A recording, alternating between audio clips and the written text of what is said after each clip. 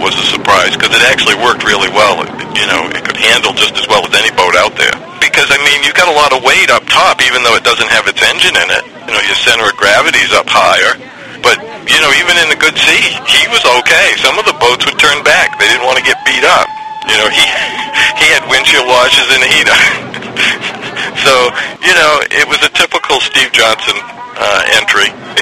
I think that most people saw it for what it was, which was, just a fun boat. Some people didn't like it racing in their class, because he raced in some of the outboard classes, and probably in hindsight that wasn't fair to some of the younger fishermen. There was a guy from down in Sorrento that, just a young kid who had a little boat. There's no way he could compete against that. He just doesn't have the power. The record for a gasoline boat is 64.5 miles an hour. Oh yeah, no, the crowd knew as soon as it hit Booth Bay, which is our first race, and the next morning we headed to Rockland to race there, and the crowd was already talking. They wanted to see the car boat. And so, it actually got a lot of people, that normally may not come out to a race to show up and just to see this thing. We gave him an award at the awards banquet for the attention getter, because he really didn't win any classes, but, he brought a lot of notoriety to lobster boat racing. It went to Florida, this fall, and was the hit of the show at the Redneck Car Show.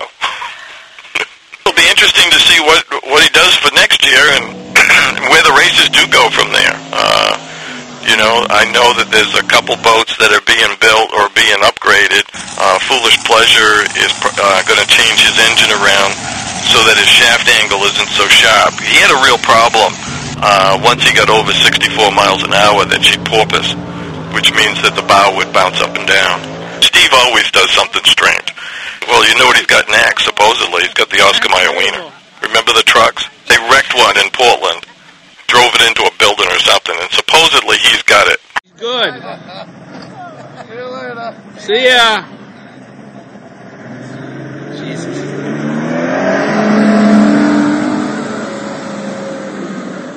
Unbelievable.